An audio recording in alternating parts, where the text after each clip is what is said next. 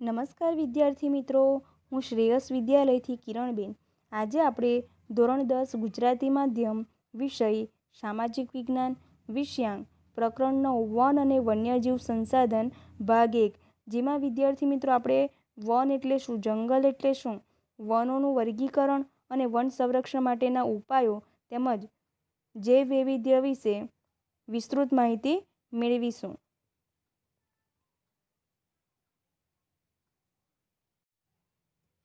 પ્રકરણ 9 વન અને વન્યજીવ સંસાધન.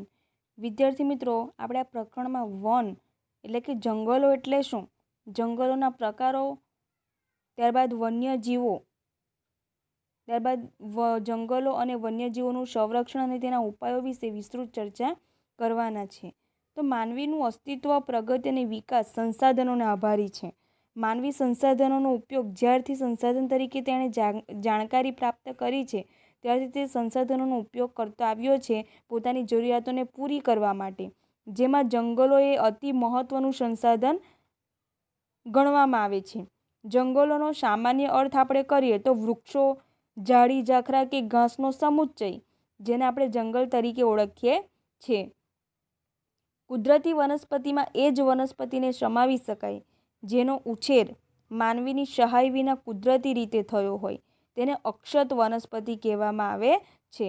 તો આ રીતે જે કુદરતી વનસ્પતિ છે તેનો ઉછેર માનવીની સહાય વિના કુદરતી રીતે થયો હોય તો તેવી વનસ્પતિ એટલે કે અક્ષત વનસ્પતિ. ભારતમાં આ પ્રકારની વનસ્પતિ માત્ર હિમાલય, સુંદરવન અને થરના રણના દુર્ગમ વિસ્તારોમાં જ જોવા મળે છે. તો આ રીતે હિમાલય તેમજ સુંદરવન અને રાજસ્થાનના જે થરના રણ વિસ્તારો છે તેમાં આ પ્રકારની વનસ્પતિ જોવા મળે છે, જે કુદરતી રીતે ઉગી નીકળેલી હોય છે, જેમાં માનવીની સહાય વિના તે કુદરતી રીતે ઉછેર પામી હોય છે. તો એવા પ્રકારની જે વનસ્પતિ છે તેને અક્ષત વનસ્પતિ તરીકે ઓળખવામાં આવે છે. ત્યારબાદ અહીં જંગલોનું વર્ગીકરણ આપવામાં આવ્યું છે. આ વર્ગીકરણ જુદી જુદી દ્રષ્ટિએ કરવામાં આવે છે. અહીં વહીવટી દ્રષ્ટિએ અને માલિકી તેમજ વ્યવસ્થાપનની દ્રષ્ટિએ જંગલોના મુખ્યત્વે 3 વિભાગોમાં વિભાજિત કરવામાં આવ્યા છે. વહીવટી દ્રષ્ટિએ જંગલોના મુખ્યત્વે 3 પ્રકારો અહીં તમને આપવામાં આવ્યા છે. નંબર 1 અનામત જંગલ, નંબર 2 સંરક્ષિત જંગલ અને નંબર 3 અવર્ગીકૃત જંગલ. હવે વિદ્યાર્થી મિત્રો, અનામત જંગલ એટલે શું? તો કે આ પ્રકારના જંગલો સીધા સરકારી તંત્રના નિયંત્રણમાં હોય છે, અનામત રાખવામાં આવેલા હોય છે, સરકારના નિયંત્રણમાં હોય છે. એમાં લાકડા કાપવા કે વીણવા તથા પશુચરણ માટે પ્રવેશ કરવાની મનાઈ છે. વિદ્યાર્થી મિત્રો ખાસ યાદ રાખજો, તમને વિકલ્પમાં પણ પૂછાય, બરાબર, કયા જંગલમાં લાકડા કાપવા, વીણવા કે પશુચરણ કરવાની મનાઈ હોય છે? તો કેવા અનામત જંગલ, જેમાં સરકારી તંત્રનું નિયંત્રણ હોય છે. ત્યારબાદ નંબર 2 સંરક્ષિત જંગલ. તો કે આ પ્રકારના જંગલોની દેખરેખ રાખવાનું કાર્ય સરકારી તંત્ર દ્વારા કરવામાં આવે છે. વૃક્ષોને હાનિ પહોંચાડ્યા સિવાય લાકડા વીણવાની અને પશુચરણની સ્થાનિક લોકોને છૂટ આપવામાં આવે છે. તો આ રીતે જે જંગલોના આસપાસના વિસ્તારના જે લોકો હોય છે, સ્થાનિક લોકો, તેમને વૃક્ષોને નુકસાન પહોંચાડ્યા સિવાય, હાનિ પહોંચાડ્યા સિવાય લાકડા વીણવાની તેમજ પશુચરણ કરવાની પ્રવૃત્તિની છૂટ આપવામાં આવી હોય છે. એમ છતાં સરકારી તંત્ર હોય છે એમનું દેખરેખ નિયંત્રણ હોય છે. નંબર 3 અવર્ગીકૃત જંગલો. તો આ પ્રકારના જે અવર્ગીકૃત એટલે કે જેને વર્ગીકૃત કરવામાં આવ્યા નથી એવા પ્રકારના જંગલો. તો અહીં વૃક્ષોના કાપવા અને પશુચરણ પર કોઈ પ્રતિબંધ હોતો નથી. તો આવા જે પ્રકારના જંગલો છે તેને વર્ગીકૃત કરવામાં આવ્યા નથી અને ત્યાં પશુચરણની પ્રવૃત્તિ પર તેમજ વૃક્ષ કાપવા પર કોઈ પ્રતિબંધ હોતો નથી. તો વહીવટી દ્રષ્ટિએ જંગલોના મુખ્યત્વે 3 પ્રકાર છે: અનામત જંગલો, સંરક્ષિત જંગલો અને અવર્ગીકૃત જંગલો. ત્યારબાદ માલિકી, વહીવટ અને વ્યવસ્થાપનની દ્રષ્ટિએ પણ જંગલોના 3 વિભાગ પડે છે, 3 ભાગમાં વિભાજિત કરવામાં આવ્યા છે. કયા કયા 3 વિભાગોમાં? તો રાજ્ય માલિકીનું જંગલ, સામુદાયિક વન અને ખાનગી જંગલ. હવે રાજ્ય માલિકીનું જંગલ, જેની માલિકી કોની હોય છે? રાજ્ય કે કેન્દ્ર સરકારની હોય છે. તો કે આ પ્રકારના જંગલો પર નિયંત્રણ રાજ્ય કે કેન્દ્ર સરકારનું હોય છે. દેશના મોટા ભાગના જંગલ વિસ્તારો આ પ્રકારમાં આવે છે કે જેના પર નિયંત્રણ રાજ્ય સરકારનું કે કેન્દ્ર સરકારનું હોય છે. સામુદાયિક વન, આ પ્રકારના જંગલો પર સ્થાનિક સ્વરાજ્યની સંસ્થાઓ એટલે કે ગ્રામ પંચાયત, નગરપાલિકા, મહાનગરપાલિકા, જિલ્લા પંચાયત વગેરેનું નિયંત્રણ હોય છે. તો આ રીતે સામુદાયિક જે વન પ્રકારના જંગલો છે તેના પર સ્થાનિક સ્વરાજ્યની સંસ્થાઓનું નિયંત્રણ હોય છે. ખાનગી જંગલ, તો કે ખાનગી જંગલ એવા પ્રકારના જંગલો છે જેમાં કોઈ વ્યક્તિ હોય છે તેની માલિકીનું હોય, એટલે કે ખાનગી વ્યક્તિના હાથમાં હોય. ઓડિશા, મેઘાલય, પંજાબ, હિમાચલ પ્રદેશમાં આ પ્રકારના જંગલો વિશેષ જોવા મળે છે, જ્યાં એ પ્રકારનું જે જંગલ હોય છે તેની માલિકી કોની હોય છે? કોઈ ખાનગી વ્યક્તિના હાથમાં હોય છે. જો કે આ પ્રકારના ઘણા ખરા જંગલો ક્ષત વિકસિત અવસ્થામાં તો કેટલાક ઉજ્જળ અવસ્થામાં આવી ગયા છે. તો આ પ્રકારે આજે જે પ્રમાણે વિકાસ થઈ રહ્યો છે એ પ્રમાણે જંગલોનો પણ નાશ થઈ રહ્યો છે. ત્યારબાદ નિર્વિનીકરણ એટલે કે જંગલ વિનાશ. નિર્વિનીકરણ એટલે કે જંગલોનું નષ્ટ થવું, જંગલોનો નાશ કરવો. અત્યંત ઊંચા દરે થતું નિર્વિનીકરણ આપણા દેશની જ નહીં પરંતુ સમગ્ર વિશ્વની મુખ્ય સમસ્યા પૈકીની એક છે. માનવીની વિકાસ યાત્રાનું પરિણામ તેને ગણી શકાય છે. જો કે કુદરતી રીતે પણ વૃક્ષો નાશ પામે છે, પણ તે માનવીના હસ્તક્ષેપથી થતા વિનાશની તુલનામાં નગણ્ય છે.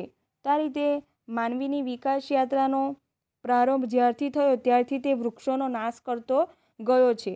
અને કુદરતી રીતે જે રીતે વૃક્ષોનો નાશ થાય છે તેના કરતાં જે માનવી નાશ કરી રહ્યો છે તે આપણે કલ્પના પણ કરી શકતા નથી. તો નિર્વિનીકરણ એટલે શું? જે જંગલોનો નષ્ટ થાય છે, જંગલોનો નાશ થાય છે તેને આપણે નિર્વિનીકરણ તરીકે ઓળખીએ છીએ. તો કે નિર્વિનીકરણની અસર શું જોવા મળે છે? જે તમે આજે જોઈ શકો છો, બરાબર, ગ્લોબલ વોર્મિંગ, જે તાપમાનમાં વધારો થતો જાય છે, હવામાનમાં ફેરફાર થતા જાય છે, તે જંગલોના વિનાશને પરિણામે. તો કે નિર્વિનીકરણની અસરો વ્યાપક રીતે અનુભવાય છે. વાતાવરણમાં CO2નું પ્રમાણ એટલે કે કાર્બન ડાયોક્સાઇડની માત્રા વધે છે. હરિતગૃહ પ્રભાવની અસરો પણ વધારે ઘેરી બને છે, એટલે કે ગ્રીનહાઉસ ઇફેક્ટ. વૃક્ષોનું આચ્છાદન દૂર થતાં માટીના ધોવાણથી ખેતીની ફળદ્રુપતાની સમસ્યા વધે છે. એટલે કે જે વૃક્ષો છે, જંગલોનો નાશ થતો જાય છે તેને પરિણામે જે જમીનનું ધોવાણ પણ વધે છે અને તેને પરિણામે શું થાય છે? તો કે જમીનની ફળદ્રુપતા એટલે કે ખેતી પર અસર થાય છે. જમીનની ફળદ્રુપતામાં ઘટાડો થતાં ખેતી પર તેની અસર થાય છે. દ્વીપકલ્પીય ભારતના જંગલોમાં મોટા પાયા પર થયેલ નિર્વિનીકરણના કારણે જંગલ વિસ્તાર ઘટ્યો છે.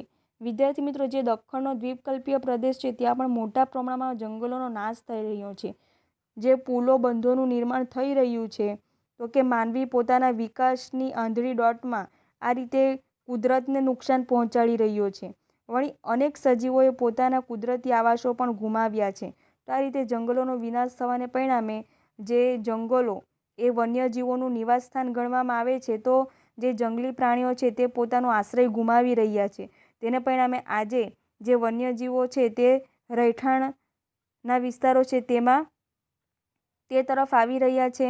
તેના પરિણામે વન્યજીવો ખોરાક અને પાણીની શોધમાં માનવ વસવાટના ક્ષેત્ર તરફ આવી ચડે છે. માંસાહારી વન્યજીવો દ્વારા જંગલની નજીકના ક્ષેત્રોમાં વસતા પશુપાલકોના પાલતુ પશુઓના મારણના બનાવો પણ વધી રહ્યા છે. તો આ રીતે જે હિંસક વન્યજીવો હોય છે તે પોતાની નજીકના જે વિસ્તારો છે ત્યાં જે પશુપાલન દ્વારા જે પશુઓ પાળતા હોય છે એમના પશુઓને નુકસાન પહોંચાડે છે. તો આ રીતે જે નિર્વિનીકરણ છે તેની વ્યાપક પ્રમાણે અસર વાતાવરણ પર થઈ છે અને તેના દ્વારા વાતાવરણ છે તે પ્રદૂષિત બન્યું છે. અને આ રીતે વન્યજીવોએ પણ પોતાના નિવાસસ્થાન ગુમાવ્યા છે અને તેને પરિણામે અનેક બનાવો અવારનવાર બનતા રહે છે, જે આપણે સમાચારમાં જોતા હોઈએ છીએ. ત્યારબાદ વન સંરક્ષણ અંગેના ઉપાયો. તો આપણે જંગલોના પ્રકારો વિશે માહિતી મેળવી, જંગલો એટલે શું તે વિશે માહિતી મેળવી. ત્યારબાદ નિર્વિનીકરણ એટલે શું, જે જંગલોનો નાશ થઈ રહ્યો છે તેની અસર કયા પ્રકારની જોવા મળી રહી છે. તો આ જે જંગલો છે તેના બચાવ માટે, વન સંરક્ષણ માટે ઉપાયો કયા હાથ ધરવા જોઈએ એ વિશે આપણે વિસ્તૃત ચર્ચા કરીશું. નંબર 1, લાકડાના વિકલ્પે વાપરી શકાય તેવી સામગ્રી માટે સંશોધન હાથ ધરવા જોઈએ. તો વિદ્યાર્થી મિત્રો, જે ફર્નિચર આપણે ઉપયોગમાં લઈએ છીએ ઘરોમાં, તો કે ફર્નિચરોનું જેમ વધારે પ્રમાણમાં માંગ થાય છે તેમ લાકડાનો ઉપયોગ પણ વધે છે અને તેને પરિણામે જંગલોનો નાશ થાય છે. તો આવી જે લાકડાના વિકલ્પ સ્વરૂપે આપણે જે ચીજવસ્તુ વાપરી શકતા હોય તો એનું સંશોધન હાથ ધરવું જોઈએ, જેથી લાકડાનો વપરાશ ઘટતા વનો પણ બચશે. જ્યાં જરૂરિયાત કે વિકાસ માટે નિર્માણ કાર્ય કરતાં જે વૃક્ષો અનિવાર્યપણે કાપવા પડે તેની જગ્યાએ નવા એ જ પ્રજાતિના વૃક્ષો વાવવા જોઈએ. અપરિપક્વ વૃક્ષોના કાપવા પર સંપૂર્ણ પ્રતિબંધ મૂકવો જોઈએ. તો એ રીતે વિદ્યાર્થી મિત્રો, આપણે લાકડાના વિકલ્પ સ્વરૂપે જે સામગ્રી વાપરી શકતા હોય તેનું સંશોધન હાથ ધરવું જોઈએ. જો આપણે કોઈ વૃક્ષનો ઉપયોગ કરવાની જરૂરિયાત ઊભી થાય તો તેની જગ્યાએ તે જ પ્રજાતિનું વૃક્ષ આપણે વાવવું જોઈએ. વૃક્ષારોપણ કાર્યક્રમ કરવા જોઈએ. અપરિપક્વ વૃક્ષોના કાપવા પર સંપૂર્ણ પ્રતિબંધ મૂકવો જોઈએ. તો આ રીતે આપણે ઉપાય કરવાથી જંગલોનો વિનાશ થતો અટકાવી શકીએ છીએ. જે ઉદ્યોગો જંગલોમાંથી કાચો માલ મેળવે છે તેને ભવિષ્યની જરૂરિયાત સંદર્ભે વનીકરણ માટે ફરજ પાડવી જોઈએ. તો વિદ્યાર્થી મિત્રો, આપણે જાણીએ છીએ કે જે જંગલો છે તે ઉદ્યોગો માટે કાચો માલ પૂરો પાડે છે. તો કે આવા જે ઉદ્યોગો છે જે જંગલો પર આધારિત હોય છે એવા ઉદ્યોગોને ફરજિયાતપણે વનીકરણ કાર્યક્રમ હાથ ધરવા માટેની ફરજ પાડવી જોઈએ. તો ઘણા જે ઉદ્યોગો છે તે આ પ્રકારે વનીકરણ કાર્યક્રમ પણ હાથ ધરે છે. ઇકો ટુરિઝમના વિકાસના નામે જંગલની સ્થિતિ ન જોખમાય તે માટે કડક રીતે નિયમન કરવું જોઈએ. તો આ રીતે ઇકો ટુરિઝમના વિકાસ માટે ઘણા બધા જે પ્રવાસન ઉદ્યોગો વિકસ્યા છે તેને પરિણામે જે વન સંપત્તિ છે તે જોખમમાં મુકાઈ છે અને તેને માટે કડક નિયમો બનાવવા જોઈએ અને તેનું પાલન થવું જોઈએ. સ્થાનિક લોકોમાં આ અંગે વ્યાપક જનજાગૃતિના કાર્યક્રમનું આયોજન કરવું જોઈએ. હવે સ્થાનિક લોકોમાં જનજાગૃતિ કઈ રીતે લાવી શકાય? તો વિદ્યાર્થી મિત્રો, ટેલિવિઝન દ્વારા તેમને જાગૃત કરી શકાય. જે વિવિધ નાટકો બતાવીને જાગૃત કરી શકાય. ત્યારબાદ વર્તમાનપત્ર એટલે કે સમાચારમાં દર્શાવીને આપણે તેમને જાગૃત કરી શકાય છે. એ ઉપરાંત પાઠ્યપુસ્તકમાં આજે વન અને વન સંરક્ષણ અંગેના ઉપાયો દાખલ કરીને તેમને જાગૃત કરી શકાય છે. રેડિયો જે માધ્યમનો તેઓ વધારે પ્રમાણમાં ઉપયોગ કરતા હોય છે એ માધ્યમમાં ટૂંકું નાટક દ્વારા તેમને આ રીતે જાગૃત કરી શકાય છે. શાળા કોલેજોમાં શીખવાતા પાઠ્યક્રમોમાં આ અંગેની વિગતો સમાવવી અને વન સંરક્ષણ વિશેષ જરૂરિયાત સમજાવવી. તો આ રીતે વિદ્યાર્થી મિત્રો, તમે પણ ભવિષ્યમાં એક જાગૃત નાગરિક બનો એ માટે તમારા પણ પાઠ્યક્રમમાં પ્રકરણ મૂકવામાં આવ્યું છે જેમાં વન સંરક્ષણ વિશેના ઉપાયો તમને આપવામાં આવ્યા છે. તો આ રીતે વન સંરક્ષણ કરવું શા માટે જરૂરી છે જે તમે સમજો અને એ પ્રકારે ભવિષ્યમાં તમે ઉપાયો હાથ ધરો તો આપણે વન સંરક્ષણ કરી શકીશું. ઘાસચારો અને બળતર માટેની જરૂરિયાત માટે સામાજિક વનીકરણ અને કૃષિ વનીકરણની આયોજનબદ્ધ પ્રોત્સાહક પગલાં ભરીને સઘનપણે વિસ્તારવા. તો આ રીતે ઘાસચારો અને બળતર માટે જે ઉપયોગ કરવામાં આવે છે જંગલોનો તો તે ઘટાડવો જોઈએ. એના માટે સામાજિક વનીકરણ અને કૃષિ વનીકરણ જેવા આયોજનબદ્ધ પગલાઓ હાથ ધરવા જોઈએ. બળતરની જરૂરિયાતમાં લાકડાના વપરાશને બદલે સૌર ઉર્જા, કુદરતી વાયુ વગેરે જેવા વિકલ્પો અપનાવવા જોઈએ. તો વિદ્યાર્થી મિત્રો, આપણે ત્યાં સૌર ઉર્જાનો વ્યાપક પ્રમાણમાં ઉપયોગ કરવો જોઈએ. જે બળતર તરીકે લાકડાનો વ્યાપક ઉપયોગ થાય છે એના જગ્યાએ સૌર ઉર્જા અને કુદરતી વાયુનો ઉપયોગ કરવો જોઈએ. વન સંસાધનોનો કરકસરપૂર્વક ઉપયોગ કરવો જોઈએ. કીટકોથી ક્ષતિગ્રસ્ત થયેલા વૃક્ષોને દૂર કરવાથી અન્ય તંદુરસ્ત વૃક્ષોના વિકાસની પ્રક્રિયા ઝડપી બને છે. તો આ રીતે વિદ્યાર્થી મિત્રો, જે વૃક્ષોને કીટકોથી નુકસાન થયેલું હોય છે એ વૃક્ષને દૂર કરીને એની જગ્યાએ કોઈક નવું વૃક્ષનું વાવેતર કરવું જોઈએ અને એ પ્રકારની પ્રક્રિયા હાથ ધરવી જોઈએ. અને દાવાનળથી જંગલોનો ભારે નુકસાન થાય છે તેથી તેના શમન માટે રાષ્ટ્રીય સ્તરે અલાયદું તંત્ર કે દળ ઊભું કરવું જોઈએ. વિદ્યાર્થી મિત્રો, જે જંગલોમાં આગ લાગે છે કુદરતી રીતે તેને દાવાનળ તરીકે ઓળખાય છે. તો કે આ દાવાનળથી જંગલોને ભારે નુકસાન થાય છે. જે જંગલોમાં વસનારા વન્યજીવો છે તેમને હાનિ થાય છે. તો કે એ માટે શમન માટે એક રાષ્ટ્રીય સ્થળ અલાયદું તંત્રની વ્યવસ્થા કરવી જોઈએ, જેથી આ પ્રકારની ઘટનાને આપણે નિવારી શકીએ. જંગલ ક્ષેત્રોમાં આવેલા ધાર્મિક આસ્થા કેન્દ્રો પર ભરાતા મેળા યોજાતા, ભંડારા કે પરિક્રમા સમયે પરિવહનની સુવિધા વધતા અને પ્રવાસ સુગમ થતાં હજારો યાત્રિકો પહોંચે છે. તે સમયે થતો કચરાનો યોગ્ય નિકાલ ન થવાથી જંગલ દૂષિત થાય છે. તો આ રીતે જંગલ ક્ષેત્રોમાં જે ધાર્મિક સ્થળો આવ્યા હોય છે અને આવા જંગલ ક્ષેત્રોમાં મેળા કે પ્રસંગ કે કાર્યક્રમ ઉજવાતો હોય છે, એવા સમયે ત્યાં જે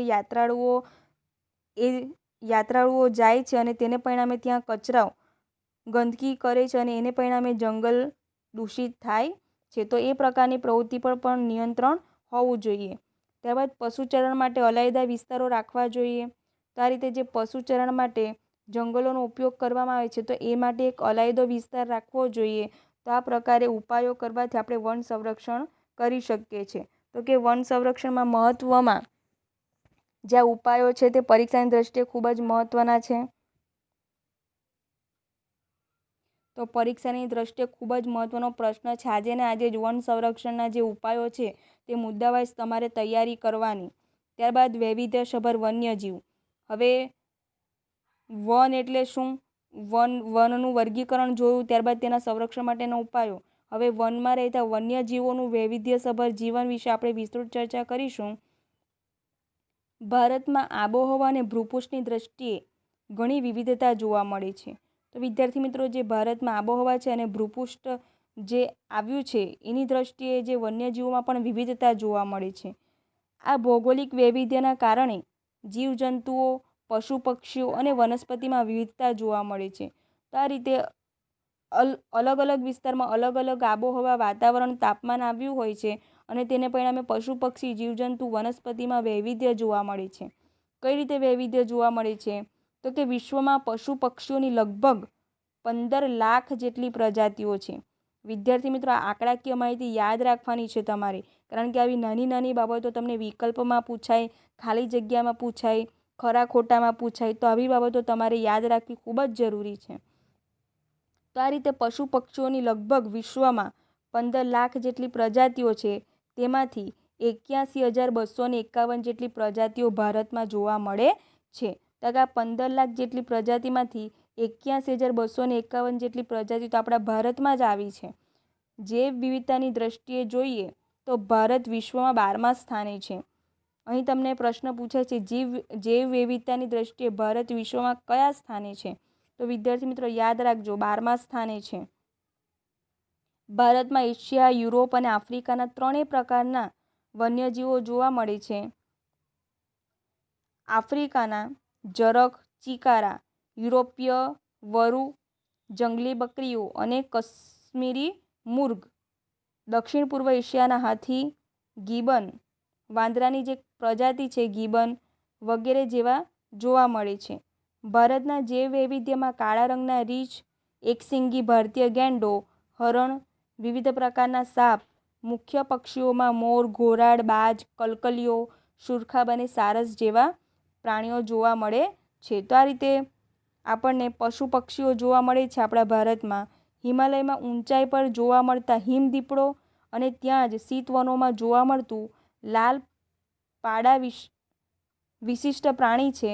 તો આ પ્રકારે હિમાલયમાં ઊંચાઈ પર હિમદીપડો અને શીતવનોમાં લાલ પાંડા વિશિષ્ટ પ્રાણી જોવા મળે છે. દુનિયામાં વર્તમાન સમયમાં ભારત એક એવો દેશ છે જેમાં વાઘ અને સિંહ તેમના કુદરતી આવાસમાં વિચરે છે. તો આ રીતે ભારતમાં એવા પ્રકારની વ્યવસ્થા થઈ છે કે જ્યાં વાઘ અને સિંહ કુદરતી આવાસમાં હરે ફરે છે. શિયાળા દરમિયાન રાજસ્થાનમાં કેવલાદેવના રાષ્ટ્રીય ઉદ્યાન, ભરતપુર અને ગુજરાતના નળ સરોવર જેવા જળપ્લાવિત વિસ્તારોમાં અસંખ્ય યાયાવર પક્ષીઓ દૂર દૂરથી શિયાળો ગાળવા માટે આવે છે. તો આ રીતે શિયાળાની ઋતુ દરમિયાન આપણે ત્યાં રાજસ્થાનમાં જે કેવલાદેવ રાષ્ટ્રીય ઉદ્યાન છે તેમજ ભરતપુર અને ગુજરાતનું નળ સરોવર છે, એવા વિસ્તારોમાં અસંખ્ય યાયાવર પક્ષીઓ વિદેશથી આપણે ત્યાં શિયાળો ગાળવા માટે આવે છે. ઓડિશાના સમુદ્ર કિનારાના રેતીના તટે સમુદ્રી કાચબા ઈંડા મૂકવા માટે આવે છે. ભારતીય અજગર અને વિવિધ પ્રકારના સાપ તથા દક્ષિણના ગીચ વર્ષાવનોમાં રાજનાગ જોવા મળે છે. તો આ રીતે જે દક્ષિણના ગીચ જંગલો છે તેમાં રાજનાગ પણ જોવા મળે છે. ભારતીય અજગર તેમજ વિવિધ પ્રકારના સાપ જોવા મળે છે. તેમજ ઓડિશાના સમુદ્ર કિનારે રેતીના તટે જે સમુદ્રી કાચબાઓ હોય છે તેઓ ઈંડા મૂકવા માટે આવે છે. તો વિદ્યાર્થી મિત્રો, ભારતના જૈવ વૈવિધ્યમાં આટલી બાબત ચોક્કસપણે હોવી જોઈએ. તો કે વિશ્વની જે પશુ પક્ષીઓ છે તેની લગભગ 15 લાખ જેટલી પ્રજાતિઓ છે, જેમાંથી ભારતમાં 81,251 જેટલી પ્રજાતિ ભારતમાં જોવા મળે છે. અને જૈવ વિવિધતાની દ્રષ્ટિએ ભારતે વિશ્વમાં 12મું સ્થાન ધરાવે છે. ત્યારબાદ ભારતમાં કયા કયા પ્રાણીઓ અને કયા કયા પક્ષીઓ આવ્યા છે તે વિશે તમારે ચર્ચા કરવાની. ત્યારબાદ હિમાલયમાં કયા પ્રાણીઓ જોવા મળે છે તે વિશે યાદ રાખવાનું છે. એ ઉપરાંત જે ભારતમાં રાજસ્થાનનું કેવલાદેવ, ભરતપુર અને ગુજરાતનું નળ સરોવર જે જળપ્લાવિત વિસ્તાર છે, ત્યાં વિદેશથી પક્ષીઓ શિયાળો ગાળવા આવે છે, યાદ રાખવાનું. અને ઓડિશાના જે રેતી તટે સમુદ્રી કાચબા ઈંડા મૂકવા આવે છે એ તમારે વિશેષ યાદ રાખવાનું છે. ત્યારબાદ લુપ્ત થતું વન્યજીવન. હવે વિદ્યાર્થી મિત્રો, શા માટે વન્યજીવન લુપ્ત થાય છે? તો કે જે વનો હોય છે તેના વિનાશને પરિણામે. એ વિનાશ કોણ કરી રહ્યું છે? તો કે માનવી દ્વારા. માનવીની જે વિકાસ કરવાની યાત્રા છે તેને પરિણામે આ જંગલોનો નાશ થઈ રહ્યો છે. અને તેને પરિણામે કેટલાક વન્યજીવો લુપ્ત થતા જાય છે. અને કેટલાક વન્યજીવો હોય છે તે પોતાના નિવાસસ્થાનો ગુમાવી રહ્યા છે. આજે વિશ્વના અસંખ્ય વન્યજીવો વિનાશ થવાને આરે ઊભેલા છે. કેટલીક પ્રજાતિઓ તો નષ્ટ જ થઈ ગઈ છે, તેનું અસ્તિત્વ જ જોવા મળતું નથી. ગત સદીની શરૂઆતમાં વાઘ સમગ્ર ભારતમાં જોવા મળતા હતા. તે સમયગાળામાં ગુજરાતમાં ઈડર, અંબાજી, પંચમહાલ, ડાંગના જંગલોમાં પણ વાઘ જોવા મળતા હતા. આજે ગુજરાતના જંગલોમાંથી વાઘ સંપૂર્ણપણે નષ્ટ થયા છે. શા માટે વિદ્યાર્થીઓ નષ્ટ થયા છે? કારણ કે જે જંગલો છે તેનો નાશ થઈ રહ્યો છે. શા માટે નાશ થઈ રહ્યો છે? કારણ કે જે પુલો છે, બંધો છે, રોડ રસ્તા છે તેના નિર્માણને પરિણામે આવા જંગલો કાપવામાં આવી રહ્યા છે આડેધડ. ભારતના જંગલોમાંથી ચિત્તો નષ્ટ થઈ ચૂક્યો છે. અગાઉ ભારતના જંગલોમાં સહજ જોવા મળતી અનેક પક્ષીઓની જાતિઓ હવે ભાગ્યે જ નજરે પડે છે. તો વિદ્યાર્થી મિત્રો, અહીં તમને પ્રશ્ન પૂછાય છે, બરાબર? તો કે કયા વિસ્તારોમાં વાઘની પ્રજાતિ નષ્ટ થઈ ગઈ છે? તો ઈડર, અંબાજી, પંચમહાલ અને ડાંગ ગુજરાતમાં, બરાબર? તો કે ગુજરાતમાંથી સંપૂર્ણપણે વાઘની જે પ્રજાતિ છે તે નષ્ટ થઈ ગઈ છે.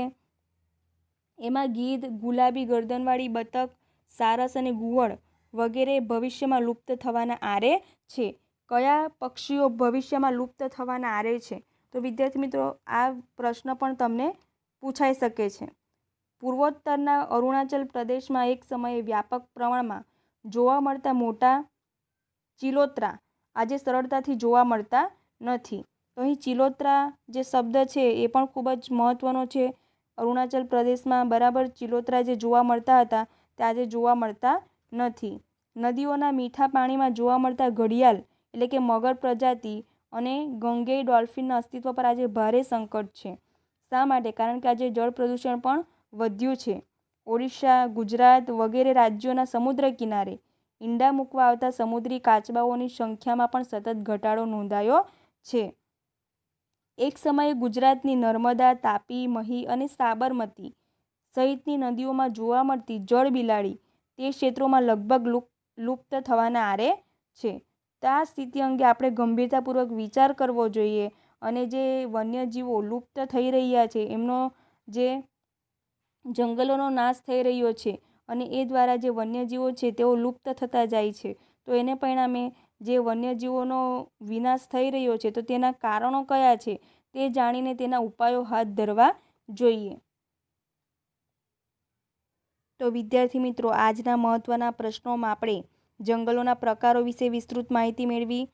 ત્યારબાદ જંગલોના જે વિનાશ થઈ રહ્યો છે એટલે કે વન સંરક્ષણ માટેના ઉપાયો વિશે આપણે ચર્ચા કરી. આ બે મહત્ત્વના પ્રશ્નો છે જેની તૈયારી તમારે આજે ને આજે કરી નાખવાની છે.